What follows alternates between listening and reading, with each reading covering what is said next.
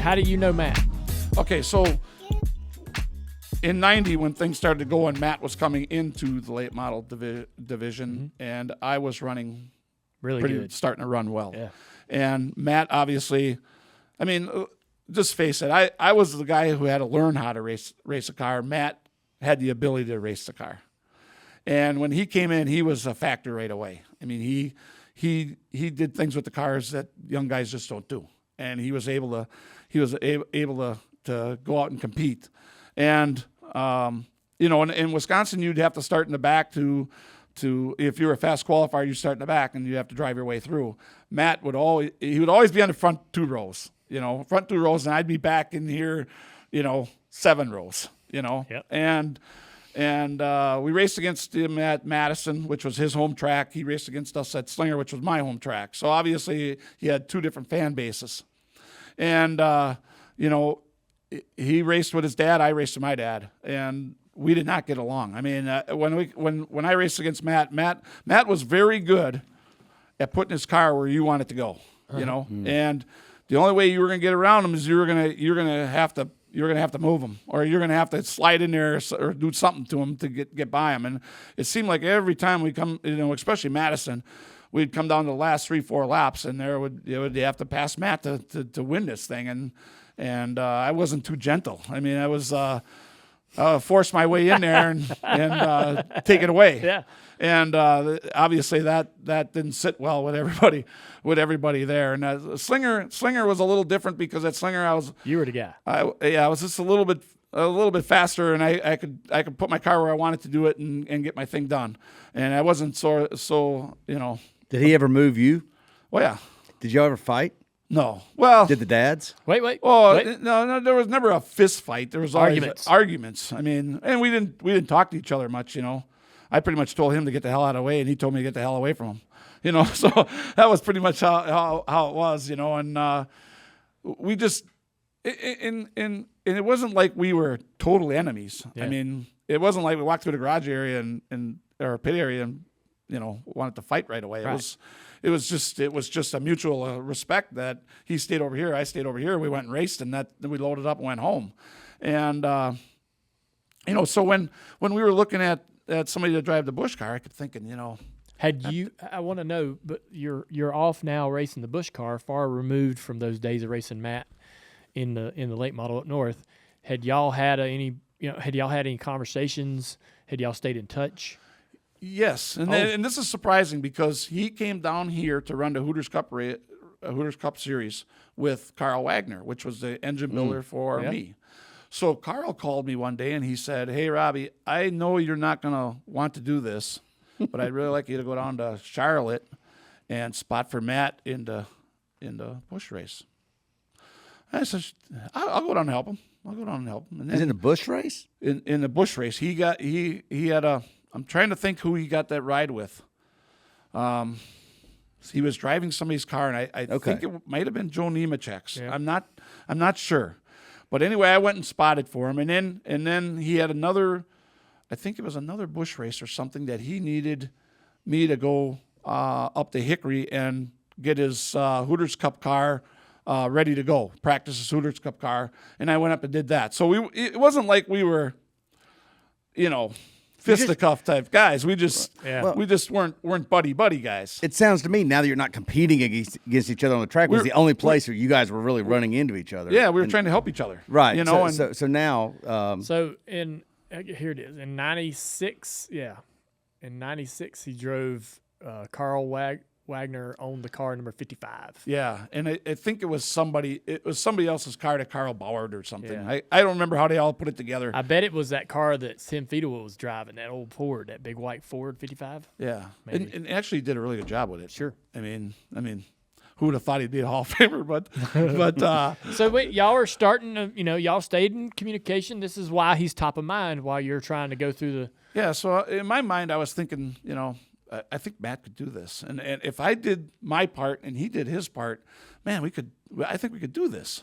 And I remember sitting at that room and everybody was talking, and finally my dad looks over and says, "Robbie, what do you want to do here?" And I said, I think, Dad, I'd like to put Matt Kenseth in the car. And I mean, my dad it was a no. He didn't I mean, like it was that. no.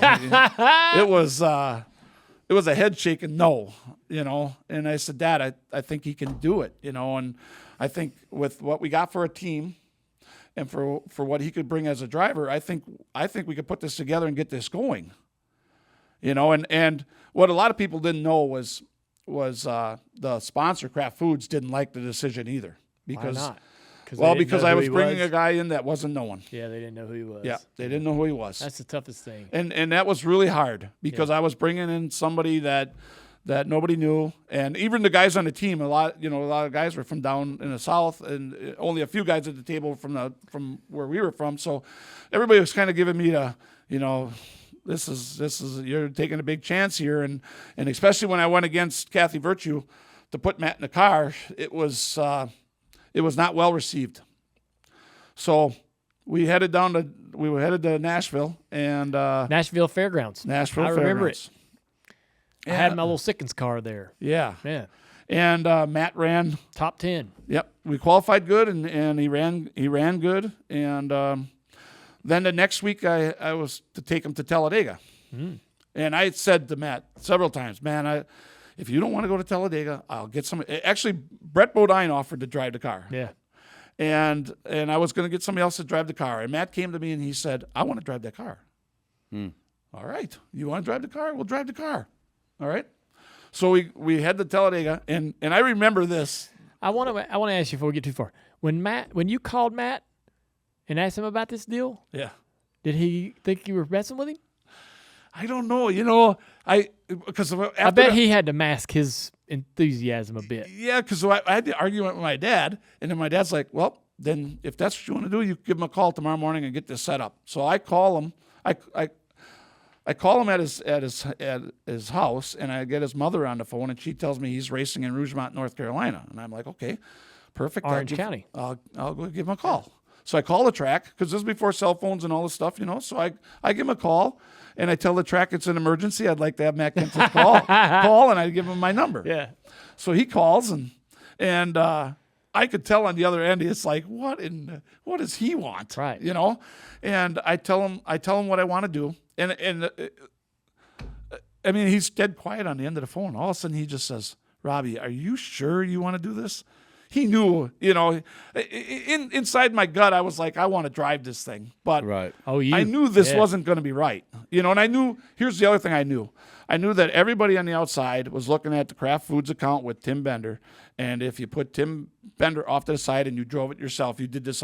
You did this. Yes, yeah. you did this. Yeah. And I knew it wasn't right. It's your plan all along. Yes. And yep. Oh, man. It was never my plan. No, I'm just saying that's what people would have thought. Yes, people would have thought that. Yeah. And I can't believe that you were self-aware enough to not put yourself in that position. Well, that's that says a lot about your character, I think, because a lot of people would have said, hell with it. I'm driving it. Yeah, I don't care what anybody thinks. I think it was two things, Dale. I think one, I wanted to make this work. Mm-hmm. And I knew that if I controlled the team, and I had somebody that I could understand as a driver, I could make this work. I think that was number one. Mm-hmm. Number two, I really wanted to drive it myself, but I knew it wasn't right. And I knew in some cases that I wasn't quite right yet either to get over what I had gone through. So this was the right thing to do. Yeah. Time out, though. Did Matt, when he asked you, are you sure you want to do this? What is he exactly asking? Is he asking because he knows you want to drive it, or is he asking, do you think that me and you together is a thing that we No, he knew I wanted to drive it. Yeah. So he's actually looking out for you almost. Yeah, it maybe in a way. I think he was making darn sure that the decision was for him to drive it, not for me to bring him along. Yeah, maybe saying he's looking out for you is probably not the exact way to write that. Yeah, but he might have been looking out for himself, Yeah, right. Like, are you going to try to muscle me out of it? Yeah. Get me excited about this and then not just take over. And from day one, we never had that conversation. You know what I mean? He was a driver. And you were running that. And I was running the team. And that's how we went and did it. Mm-hmm. And there were times on the radio when he complained about the radio. I said, "Bring that thing in here. I'll just drive it myself." and some of the laughs, But that was how that was our relationship. Yeah. I mean, we were the thing is, we were like two brothers.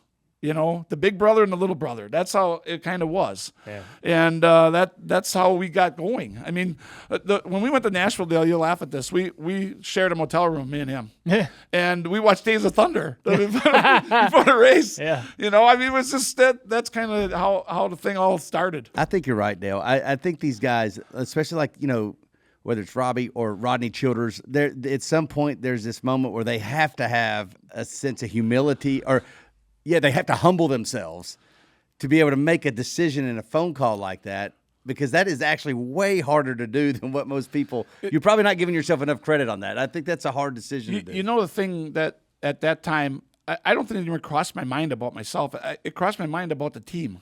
Yeah. Well, it really crossed my mind of making this work. It's because a selfless act, though. I didn't want to lose our whole shop and all our cars and all the things that we had built and the people that had come down to help. I didn't want to lose all that, and Right. That's fair. And You had a real opportunity with the sponsorship. yes, And if it could, and here's the thing: when the Kraft Foods, found out we went with Matt Kenseth, they signed with another driver. who? 2 weeks later, Derek Cope. They signed a deal with Derek Cope. Never told me. Damn. So we ran the whole season basically, not knowing this till about September that they weren't coming back. Damn. And that's the thing. At this time, there was enough money to get this thing going, but there wasn't a lot of money to get this thing going. And it was difficult. And the local bank in town, People's Bank, Danny Richards, for some reason was supporting all of what we had going on to get this all going. Mm-hmm. Because what a lot of people didn't know is that when Virtue closed, I bought Virtue Racing and married it, and then I sold off all the parts that I wasn't going to use, and that was kind of how we funneled the money to make all of this kind of work for the Kraft Foods thing. Mm-hmm. So then when September shined around and they weren't coming back, I had no sponsor going into 98. Yeah. No sponsor. And the team was running well. I didn't want to give up on it. I wanted to make this work. Well, then at that time, Matt got the opportunity to sign a contract for test driving for Roush. And he came to me and he told me about that. And I said, Matt, you got to take that. I mean, that's test driver. Why wouldn't you take that? I mean, Mark Martin was pushing this for us to go there. Or I shouldn't say for us, for him to go there. Mm-hmm. Okay, we were on the outside, and and I knew I had no sponsorship, and then the thing was they came a couple teams came and talked to Matt about driving 98, and they were full blown good rides, and he came and told me this, and I'm like, Matt, I don't have a sponsor. And at that time, me and Dad were doing the sponsor run. Duralube was looking, Channel Lock was looking, some of these people were looking, so we were going to all these companies trying to put something together. Yeah. And actually, Roush through Mark Martin had talked to Jeff Smith, and Jeff Smith was looking for some stuff for us, and they came along in December, I think. We still had no sponsor, but Jeff Smith said, well, they think they have a sponsor. I think this is all going to be okay. This is going to work out, blah, blah, blah. So obviously working with the bank in town, we were shuffling this, and we were carrying the team through the winter of 97 to get ready for 98. And it seemed like everything was going okay, and everything was kind of lined up through what Jeff Smith had. And we went down to test. Back then, that's when you had the testing at Speed Weeks down for Daytona. So we went down to do a test, and we were like second or third. We had a really fast Speedway car, and really happy with everything. And everything was going, and the team was working nice, and Matt was doing a great job, and everything was lined up. And I could tell on the last day something was different with my dad. When I talked to him, it wasn't. My dad is always, the sun was always shining in my dad's world. No matter how bad it was, the sun was always shining. And for some reason, it wasn't shining at that moment. And then he asked me to ride home in the van with him instead of going back with the team. So I knew something was up, So we're riding home, and he tells me that Jeff Smith had called, and everything had fallen apart. Holy And there was no deal. And we were devastated, and there wasn't a whole lot of money here. We just had carried this thing all the way through the off season and getting ready for 98. So, and Daytona was next week. You know, the start of the season was next week. So we came back, and me and my dad went down and sat with the banker, Danny Richards at the People's Bank, and we told him what the situation was. And he took a look at all the things that we owned and said, you know, you guys, okay, we can probably sell this off and get all our money back. We're okay here. Let's go down to Daytona. If we don't go down to Daytona, then we don't have anything. So we loaded up and we went down to Daytona, and we had nothing on the car. We had the car painted in the red and the blue and some of where Jeff was taking us. And when that fell through, we just left the paint jobs on and we headed out. Do you remember what the partners were that were potentially? It was supposed to be lined up with the Family Channel. Okay. And so we headed down to Daytona, and we qualify, I think, 5th.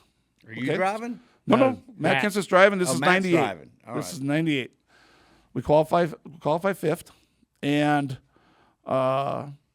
Jeff Smith meets us in the pit area and says, "Guys, we got a sponsor for one race." But the problem is you got to paint the car. And I remember going up by John Darby and saying, "Hey, John, I got a sponsor, but I got to take this car and get it painted. Can I take it out back?" And you can't paint that car in the infield. You can't do that. You can't do this. He says, "I'll tell you what. Line it up with an auto body somewhere around here. I'll give you an official, and you guys, you have to do everything, all the work in the garage area, and then take the car, get it painted, and you have to have it back. I'll let you leave at 7:00 in the morning. You got to be back by 12:00 with the car." Oh my God! So we found this place called Speedway Auto Body outside the back of the racetrack. We taped the car up. We sanded it all. We took it to them. They painted it black. We brought it back in, and they brought out the decals, and it was Lycos Internet search engine. Yep. Yeah. So they put the Lycos sponsor on the car, and we finished 5th, I think, in the race, 6th, somewhere in there. And we came back. I had a little bit of sponsorship money. I had a little bit of money from the race, so I paid the banker a little bit. I paid the tire guy a little bit. I paid the engine guy a little bit. And we were heading to Rockingham.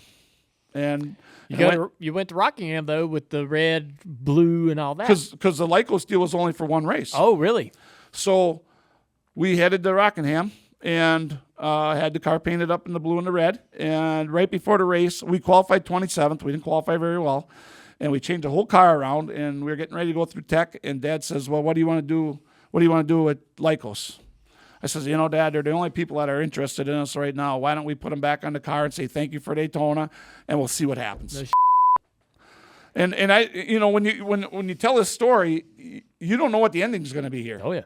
You know, so all of this is just, like I say, all the stars are lining up here, and we did not have money to go after Rockingham to Vegas. It was going to have to stop if this didn't continue on. We're going to have to stop.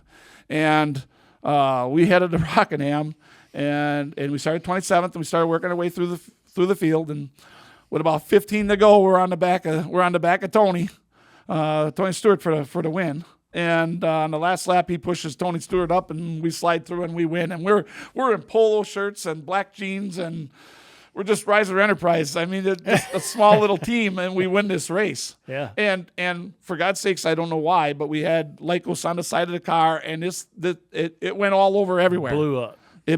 Everywhere. And so obviously it was a great win. All that never experienced anything like that in our entire lives. Everybody on the team never won a race. I mean, not of this magnitude, you know. So we came back and on Monday morning, we got a phone call from Lycos, and they would like to come down on Tuesday and negotiate out the rest of the year. Oh man, this is great. So Jeff Smith lines us up, and we go over to Roush, and we get in this big room with a big long table, and there's the people from Lycos here, and me and my dad and Jeff, and they're going back and forth. Jack around? Jack was not a part of us. Yeah. This was everything that we did with Roush was basically through Mark Martin, because that Mark was the driver on this whole thing. And so we're sitting in this room, and we're talking back and forth, and they have so much money, and Jeff's looking for this much money, and Jeff says, well, he says, we won't be able to do this year because we can't sell it at that price. That's below the market value, and that's not going to work. We have to put a marketing plan together. We'll just set this up for next year, and we'll put a marketing. I'm looking at my dad. I'm thinking, we can't go next week. How are we going to go next year?